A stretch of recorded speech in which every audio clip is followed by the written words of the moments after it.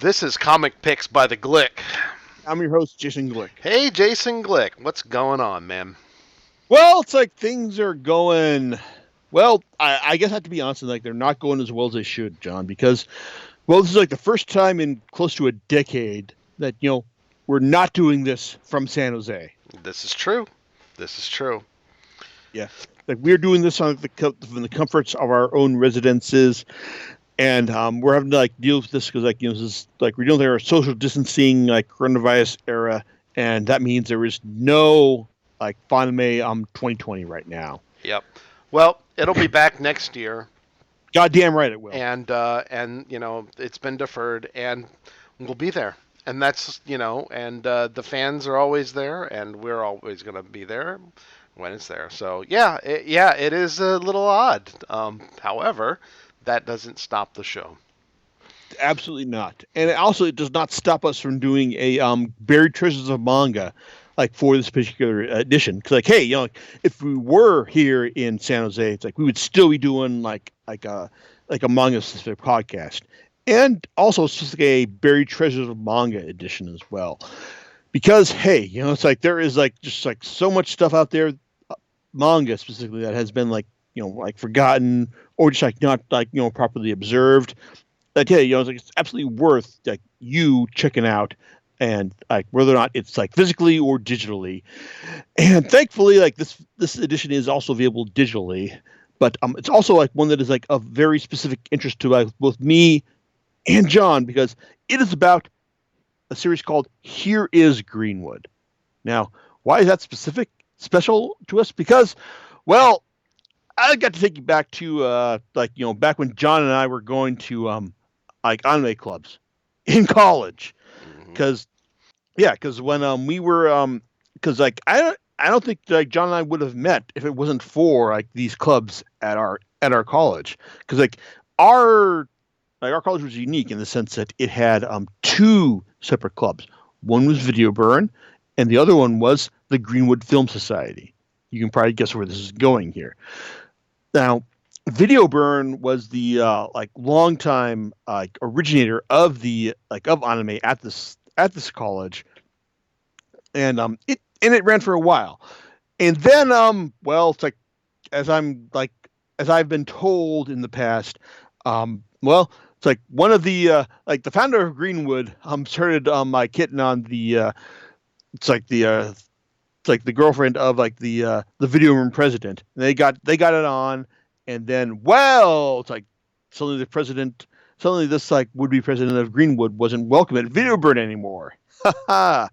So he went and formed like his own separate club at this college, and hey, it was the Greenwood Film Society, like named after this specific anime, which it's like hey, like back in the days, like as far as we knew, like this is like all anime was original. It's like like we didn't know that hey, like most anime was based off of manga, but Greenwood was a series about these it's like these guys living in a quirky dorm in high school who were just like just like living their own lives and going their own weird adventures.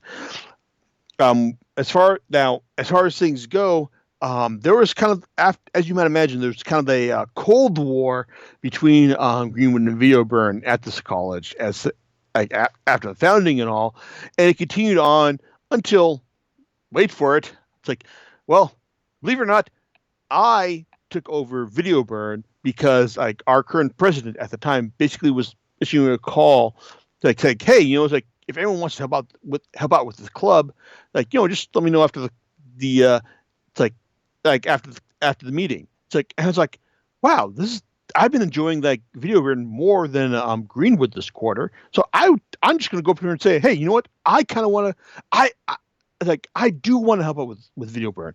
I want to know like what can I do to make this club to help you out with like with things are going. And she's like, well, like the only position open is like president, and it's like, okay, so yeah, I became the new president of Video Burn, and I kept things going as they were like kind of going with Greenwood, and even though it's like I was kind of familiar with the Greenwood guys, it's like things kept on going, and then Greenwood got some new membership, to new people taking over it, and it turns out that hey, it's like I remember I knew these people from back in the day, and well, it's like the Cold Wars were kind of we're kind of over it. I mean, obviously, no, we couldn't like show the same stuff at the same time because considerations and all, but it's like it's like like on good terms with the club again after about a year, such as it is. So I mean, that's kind of like the drama that that had gone on. It's like I mean, like after I guess like if I'm gonna if I want to say anything, it's like after I took over, it's like the Cold War ended, and that the clubs are on speaking terms again after like the drama had passed. There you go. But at the same time, though, it's like there was one club that had like its own like cool name, which was Video Burn. Yeah, and there was one that had a tie to a specific anime series, one that they would continue to reshow every year as a reiteration of what the club meant to them, and also one that was eventually licensed by Viz back at the beginning of the manga boom. Now, it's like it's as far as like why the series is licensed at the beginning of the manga boom. It's like this is a series that like started back in the mid '80s and ran for 9 volumes, and if I were a betting man, I would imagine that the only reason this series was licensed in the mid-aughts during the manga boom was because they like Viz was looking at okay, well, what series do we have access to that actually have like a that have like some kind of like has some sort of like a manga or some kind of anime following to them because the Greenwood anime had been like a 6-episode OVA series had been licensed and was I guess reasonably popular enough to like spawn like its own fan base, including hey it's like a like an anime fan like an anime club at the college that we went to. So it's like I guess they figured hey it's like let's go ahead and license this series right here, and whether or not it's like it actually like spawned like ensuing popularity, I don't think it did because looking at the sets on it at Amazon, well, the good news for the series is that if you want to read it, you can buy it for like $7 a volume, like on Comixology, so or on Amazon's like own app as well. But if you want to read this in print, well, you got to pay a pretty penny. So there you go. But what is Here is Greenwood? It's a series about these guys living in a very quirky like high school dormitory. Specifically, one of them being Kazuya Hasakawa. He is a guy who was born under a bad sign because like his first love like was his high school tutor Sumire, who ultimately was who's ultimately like the confessor love to Kazuya's brother. It's like and he was just like so bent out of shape about this that he just like I'm going to go and live in the high school dorms during my high school years and all. But this turned out to be like a very ill-fated decision for him because guy was born under a bad star. That's all I can say. Because like even though it's because after he took the exams and passed, well, he also got hit by a bus. It's like wound up in a high school, wound up in hospital. Also suffered some ulcers as well. So he wound up like finally joining Greenwood like partway into his first year, and then joining not only joining after everyone had gone through their own initiations, but oh wait a second, it turns out that he's like having to share a room with like the one girl in Greenwood. That would be Shun, because she had ostensibly been forced to live as a boy because of how her parents had raised her. It's like and so so Hasakawa has basically been like having to deal with like okay, so now I've come in late, get caught up with everyone, and I've got to live with the girl as well. Except that, well, turns out that Shun is not a girl. Shun is actually like a very girly looking guy who's all the inclinations of guy, and that the only way he's found out is when Shun is going to the bathroom. It's when Kazuya is going to the bathroom one day and he runs into like Shun, and Shun is like standing up when he's leaving the urinal. There you go. So it's like it's it's a very it's a very weird, very quirky series that that focuses on Kazuya's extreme bad luck as far as just like in any endeavor, whether it's falling in love, or just like running the dorm. Because well, it's like the guys who are running the dorm are a couple of quote unquote con men. One is Mitsuru, who is the it's like who's the adopted son of a of a shrine of a guy who runs person who runs a shrine, and he's just running everything to the best of the authoritarian way that he knows how.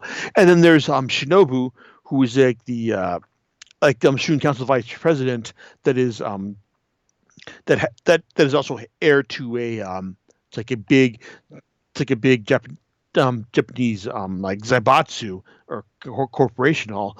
And well, there's some drama early on about how Mitsuru tries to get Shinobu to act as a normal as a normal person, not someone who's just trying to act as oh, what's all the I am trying to see all the angles in this in this particular situation. It's kind of fun. And it's interesting in the sense that it's like that that that the whole core of the series, there is no overarching story to it. It's like the creator Yukie Nasu. Well, it's like she basically gives a core group of weirdos. There's Kazuya, who is angsty and nervous and holding the torch for his brother's wife, and Shun, who is this guy who looks like a girl but is all the instincts of a guy and all, and Mitsuru, who is he's running the dorm with all the self confidence and scheming that he knows how, and Shinobu, who is also doing the same, who's also working along with Mitsuru, but also has his own agenda as well. It's they all have their own kind of individual appeal to them. And more than anything else, here's Greenwood is a testament to how a series can work if you've got a core group of characters that you like, and how you can just if you can get the the audience to rally behind them, you can just do anything you want, because there are certain core storylines to it, such as Kazuya getting over his love of his brother's wife, or Shinobu getting over how I don't need to manipulate everyone in order to be a proper human person, or Mitsuru realizing that, hey, I it's I can just be an average guy and not have to angst over who my real parents are, or Shun, who hey, it's even though I was raised as a girl, it's I still have these guy instincts, and I've got and our youngest member of the family is a girl. She's going to run everything as it is. So there's there's these so you've got these stories. I mean, and then Natsu spins them off into weirdness. It's just like, what happens to the dorm when the power goes out?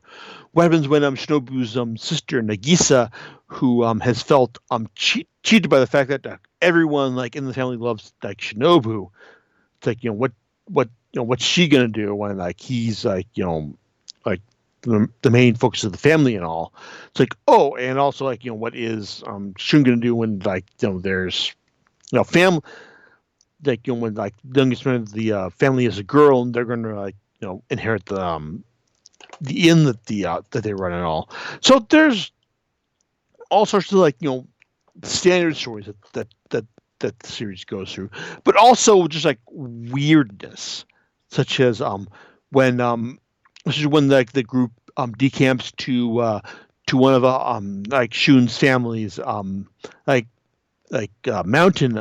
inns, and it turns out that this mountain is run by is being run by some ghosts. Ooh. It's like, or what happens when it's like when Natsu says, hey, what I want to do what if I want to do like a RPG type scenario where they're doing where everyone is kind of like is it's like is being run by RPG type characters and whatnot. What if it's like I want to do a series where like here's Devilwood, and it's like this is like our RPG setting, or if I knew like a series where like a one shot where hey it's like everyone's like in a spaceship, and there's like some giant space blob trying to absorb everyone. The series is kind of like it's really free form in the sense that hey, like if you're on board with Natsu's take on the characters early on, then you'll kind of appreciate what she does with these characters, like as things go on. I mean, there is no real like ongoing story with it. I mean, there are some like mini story arcs that dig into like the characters, like the personalities and their histories, such as Shinobu's like demanding family, or Mitsuru's like his what is Mitsuru's story? Mitsuru's story is the fact that hey, maybe his family will remember him at some point, but his younger adopted brother is kind of like, hey, like you remember the family, like I don't want like anyone to like take you away from us. So there you go.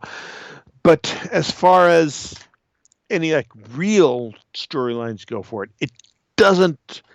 Like the most real the story gets is like at the very end when Mitsuru, when Kazuya I develops a romantic attraction to it's like to one of Mitsuru's former delinquent the disciples, and like she it's like and but the problem is that she's also kind of like promised to like to a friend of the family who was like really condescending and not really like friendly and all.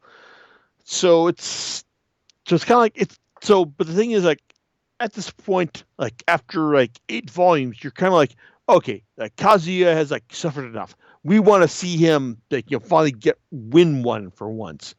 And so it doesn't matter that this girl Mia like is promised to another guy. Well, we want to see Kazuya finally win one for once.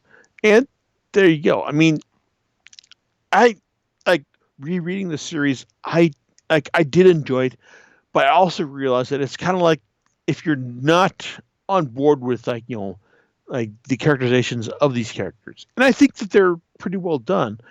It's like from the beginning, then you're not gonna like probably like like be on with them for like to the end, because like this is a series that it's like I had been indoctrinated with, like having watched them with at the Greenwood Film Society. I watched Here's Greenwood at the Greenwood Film Society. It's like way back in the day, and we're talking like, oh god, it's almost like 20 years ago. Jesus Christ, I feel old.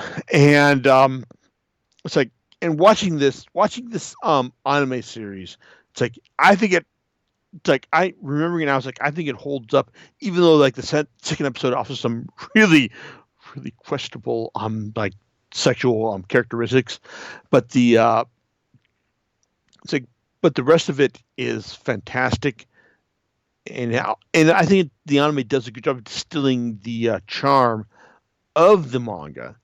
It's like in its 6 episode form, but overall, it's like, it's like, even if you like, if you're not like me and you didn't like, go out and buy the Heroes Greenwood manga, I mean, you can still go out and read it and like get a good like here like uh like shoujo manga experience, because that's what this is, shoujo manga.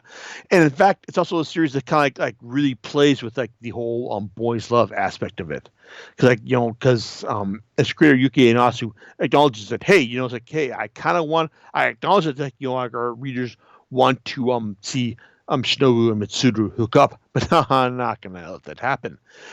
And as far as the character she does a lot of hook up, well, it's kind of like a acknowledgement of like, hey, it's like, this is kind of how it is.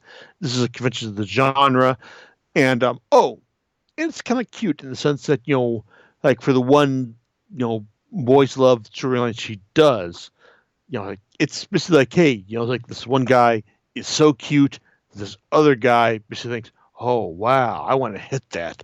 So yeah, that's how it is. But I mean, if it's kind of like, that kind of storyline, it still gets points in my book for just saying that, after they do hook up, um, they acknowledge that, oh wait, nothing bad actually happened, which cool. So so overall, it's like, here's Greenwood is a good, fun series. It is, but it's very much the kind of thing that, if you're going to like going for all 9 volumes of it, it's like, if you have to be fans of the characters after you read that first volume. So I was fans of these characters before I read the first volume. So yeah, I enjoyed all 9 volumes of it, and that's why it qualifies as a buried treasure of a manga, like in it's like in my book. But overall, it's like, so I think it's worth reading. I mean, like, it's probably easier picking up like in digital form, but thank God you can pick up in digital form, like, as opposed to not being able to read it at all. So there you go. Um, John. So I guess you have to have some thoughts on this, because you went to Greenwood, to the Greenwood Film Society, as I did. You know, you Hmm. know. Well, I would tell you that, yeah, is this, well, my question is like, is this still in print? It is not in print, but it is available digitally, which is like, Digital. I was looking this up in Amazon beforehand, before I did this. It's like, yeah, the print volumes are available, but they're like above like the $10, like, publication price. Mhm. But yeah, you can get this on Comixology or Amazon for like seven each of these 9 volumes for like $7 each digitally. Okay. Well, then you have a way to look at it and read and enjoy, and there is actually also an anime as well. If I don't think it was like an OVA kind of a series. I don't think it was a Yeah, television, right? no, it So was an OVA. yeah, it was an adaptation. But yeah, I'd recommend that as well. I don't even know if that's still around. It might be in streaming. Like Amazon has been doing streaming of things like that. If you happen to have Amazon, if not, you might be able to find Oh, it it's on not there. available on Amazon. It's not available digitally on Amazon, but apparently you can still buy the DVD on Amazon. The second thing I'd like to tell you is that this is a Friday. Usually, and actually, still to this day, Greenwood meets on Fridays during the school year. So, which this counts. It's almost done. They only have a few more meetings left. So, Just wanted to throw that out. So, Yeah, outside I guess it's kind of telling in the sense that Greenwood was always the more social of the two anime clubs, even Video Burn, because it's like, I mean, aside from this podcast, it's like I'm not very social, period. So, Yep. but also it looks like according to Amazon, it's like um, you can buy the DVD for like $15 for $4 shipping, although only two are left in stock right now. So, Gotcha there. All right. Well, that's all I have to say. Do you have? Do you know what it is you're going to talk about next time? oh, I know exactly what I'm talking about next time. In fact, I'm gonna see if I can get it's gonna be kind of the roundtable next time because I'm gonna try to bring in Myron, gonna try to bring in another friend to talk about what happens when there's no one left to fight. All right, and we'll catch you next time on Comic Picks by the Glick. All right, laters.